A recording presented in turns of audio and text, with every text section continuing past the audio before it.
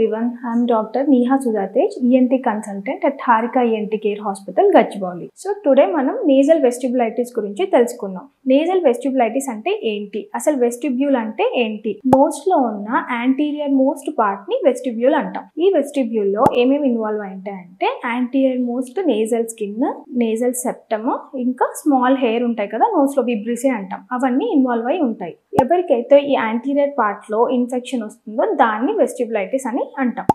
ఇది ఎవరిలో అయినా రావచ్చు, చిన్న పిల్లల్లో రావచ్చు, పెద్దవాళ్ళలో రావచ్చు. ఫ్యాక్టర్స్ ఎవరిలో చూస్తామంటే వైరల్ ఫీవర్ వచ్చిన వాళ్ళకి కానీ, తర్వాత ఫ్రీక్వెంట్ నోస్ పిక్కింగ్ హ్యాబిట్ ఉంటుంది కదా, అంటే నోస్ లో వేలు పెట్టుకునే అలవాటు ఇలా ఉన్న వాళ్ళకి, తర్వాత నోస్ లో నేజల్ హెయిర్ ని ప్లక్ చేసే అలవాటు ఉండే వాళ్ళకి, తర్వాత ఫ్రీక్వెంట్ గా నోస్ ని బ్లో చేస్తూ ఉంటారు కదా, జలుబు చేసినప్పుడు కానీ మిగతా టైమ్స్ లో కానీ బ్లో చేసే అలవాటు ఎక్కువ ఉన్న వాళ్ళకి, అలర్జిక్ రైనైటిస్ ఉన్నప్పుడు నోస్ ని ఫ్రీక్వెంట్ గా మనం రబ్ చేస్తూ ఉంటాం. అలాంటి టైంలో రైనోరియా ఉన్న వాళ్ళకి, కామన్ కోల్డ్ ఉన్నప్పుడు, ఇలాంటి వాళ్ళలో ఈ ఇన్ఫెక్షన్ ఎక్కువగా చూస్తూ ఉంటాం. అండ్ అలాంగ్ విత్ దెమ్ ఇంకా ఇమ్యూనో కాంప్రమైజ్డ్ పేషెంట్స్ లో కూడా చూస్తూ ఉంటాం. అంటే సేమ్ లైక్ డయాబెటిక్స్ ఉన్న వాళ్ళకి, ఇంకా క్యాన్సర్ పేషెంట్స్ కి, ఇలాంటి వాళ్ళలో కూడా చూస్తూ ఉంటాం. సో దీన్ని మనం మెయిన్ కాజ్ దేని వల్ల రావచ్చు అంటే స్టెఫైలోకోకస్ బ్యాక్టీరియల్ ఇన్ఫెక్షన్ వల్ల రావచ్చు.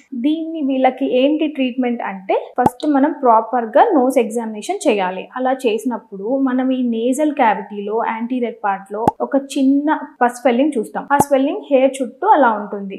Yellowish spot with red colour చుట్టూ సరౌండ్ అయి వాసినట్టు ఉంటుంది. వాళ్ళకి ఇంకా సిమ్టమ్స్ ఎలా ఉంటాయి అంటే నోస్ పెయిన్ సివియర్ గా ఉంటుంది, నోస్ లోపల, నోస్ చుట్టుపక్కల భాగంలో. దాంతో పాటుగా నోస్ స్వెల్లింగ్ ఉంటుంది, అంటే మొత్తం నోస్ అంతా వాపు వచ్చినట్టు అలా అనిపిస్తుంది. ఈవెన్ మనం టచ్ కూడా చేయడానికి వాళ్ళు చాలా ఇబ్బంది పడతారు, బ్లో చేయడం కూడా ఇబ్బంది అయిపోతుంది. ఇలాంటివి చూసినప్పుడు మనం ఫస్ట్ అడ్వైస్ చేయాల్సింది ఏంటి అంటే ఫస్ట్ వాళ్ళు ప్రాపర్ హైజీన్ మెయింటైన్ చేయాలంటే హ్యాండ్స్ ఫ్రీక్వెంట్ గా నీట్ గా వాష్ చేసుకోవడం, తర్వాత నోస్ ని టచ్ చేయడం అవాయిడ్ చేయమని చెప్పాలి. దాంతో పాటుగా యాంటీబయాటిక్ టాపికల్ క్రీమ్ ఒకటి అడ్వైస్ చేస్తాం. దాంతో పాటు ఓరల్ యాంటీబయాటిక్స్ ఒక 5 days వరకు ఇవ్వాల్సి ఉంటుంది, 5 to 7 days. ఇంకా నెక్స్ట్ స్టిల్ మనం ఇవన్నీ మెడికేషన్ ఇచ్చి కూడా వాళ్ళకి అంటే యాంటీ ఇన్ఫ్లమేటరీ కూడా ఇస్తాం. అవి ఇచ్చిన తర్వాత కూడా తగ్గట్లేదు అంటే మనం వాళ్ళకి ఐవి యాంటీబయాటిక్స్ పెట్టాల్సి ఉంటుంది. ఇంకా యాప్సిస్ లాగా ఏమైనా ఫామ్ అయితే మనం దాన్ని డ్రైన్ చేసుకోవాల్సి ఉంటుంది. ఎవరికైతే ఈ ప్రాబ్లం వెస్టిబులైటిస్ స్టార్ట్ అయినప్పుడు అన్ట్రీటెడ్ గా వదిలేస్తారో వాళ్ళకి కొంతమందికి ఎలా కన్వర్ట్ అవుతుందంటే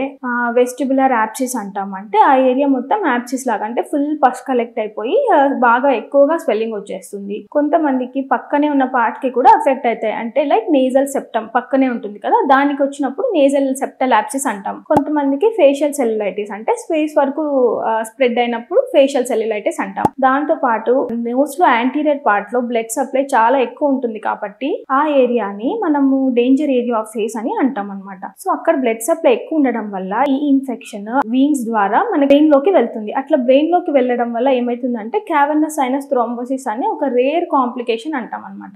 అది కూడా వచ్చే ఛాన్సెస్ ఉంటాయి. సో మనం ప్రాపర్ గా రైట్ టైంలో రైట్ ట్రీట్మెంట్ తీసుకుంటే ఇవన్నీ మనం అవాయిడ్ చేయొచ్చు. సో దీనివల్ల మనకు పెద్ద ప్రాబ్లం కూడా రాకుండా ఉంటుంది. Thank you so much.